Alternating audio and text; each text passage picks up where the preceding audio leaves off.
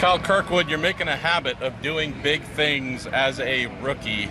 P10 today, up from your start of 12th. You didn't get a chance to charge all the way forward. Nonetheless, had a good day, I would say. We'll talk about some of the other aspects of the race. You may not even know what happened there. Yeah. But let's start by talking about your day. Number 14, Rocket Chevy with Foyt Racing. Top rookie, top everything. How you feeling? I feel really good. You know, today was an awesome race, I think, for Foyt Racing. We started 12th. We went forward into the top 10. I think we could have got a couple more positions there. To be honest, I threw away maybe one, maybe two positions at the end of the race. I brushed the wall, and Elio got around me. But overall, exceptional race. We were really solid on the red tires. I should have been able to get by some people. It's just so tough to pass around this circuit, especially, I think, with the heat. Traction loss was a bit of an issue for us, and yeah, but at the end of the race with the black tires, I think everyone kind of equaled out. We were able to stick around with everyone, fuel saving, and that's the way it panned out. Flawless job to the Foyt Racing team on the number 14 Rocket Chevrolet. The pit stops were perfect. Balance was great. We lasted, I think, longer than anyone else on the track, which was really, really good. And yeah, so hopefully we just keep carrying this momentum. They're cheering for you, by the way, not that Newgarden guy who won the race. We just got to set that straight. Kidding aside, you mentioned pit stops. Obviously, you weren't driving for the team last year, but pit stops have not always been the team's strongest point. This year, though, I tell you what, the work done during the off-season, tell folks about coming to pit lane and knowing you're going to leave at minimum in the position you came in.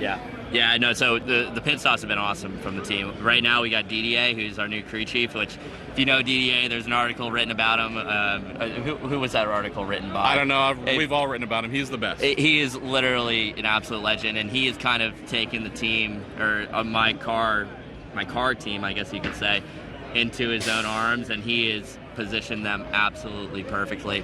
And they practice a lot. There's a lot of heart in it, and yeah, it's going really well right now.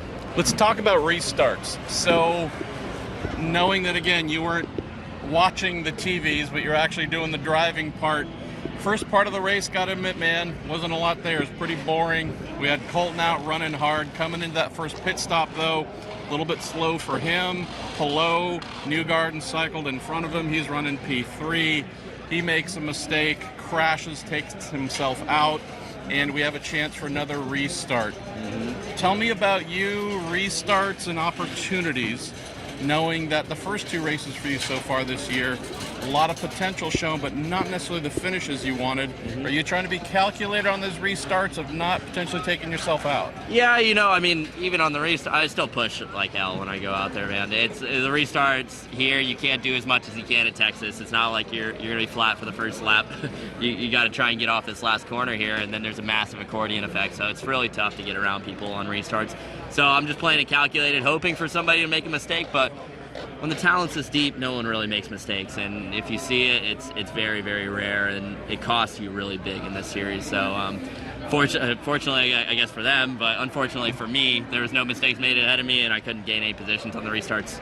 So then we get into the middle phase of the race. Pelot leads. Looks like he's going to be the man to take this home.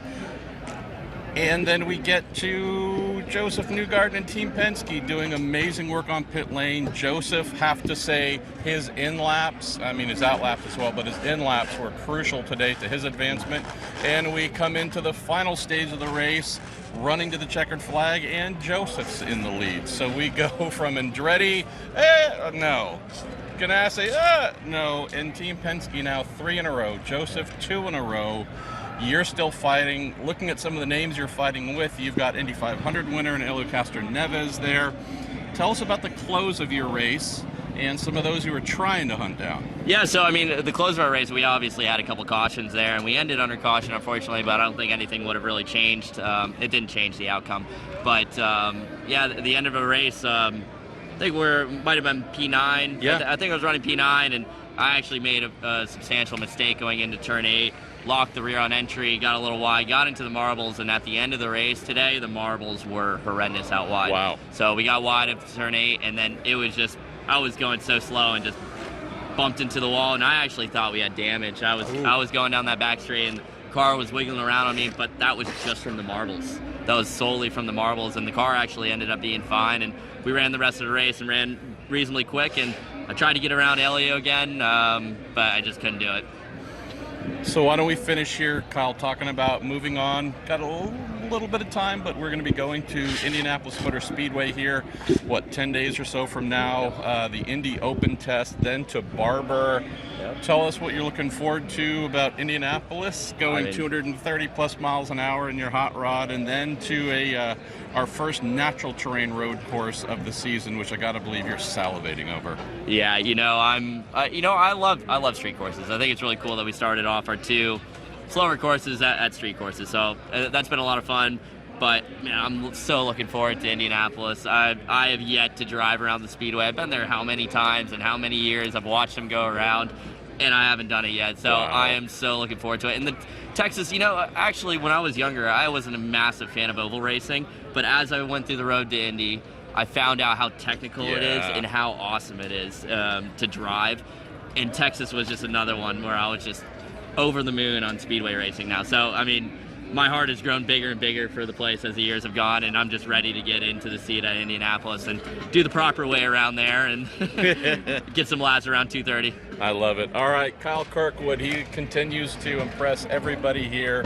Rookie season so far, only 3 races down, but you're still continuing to set new bars for yourself, man. So can't wait to see you here in about a week and a half and find out your thoughts after your first go around at Indy.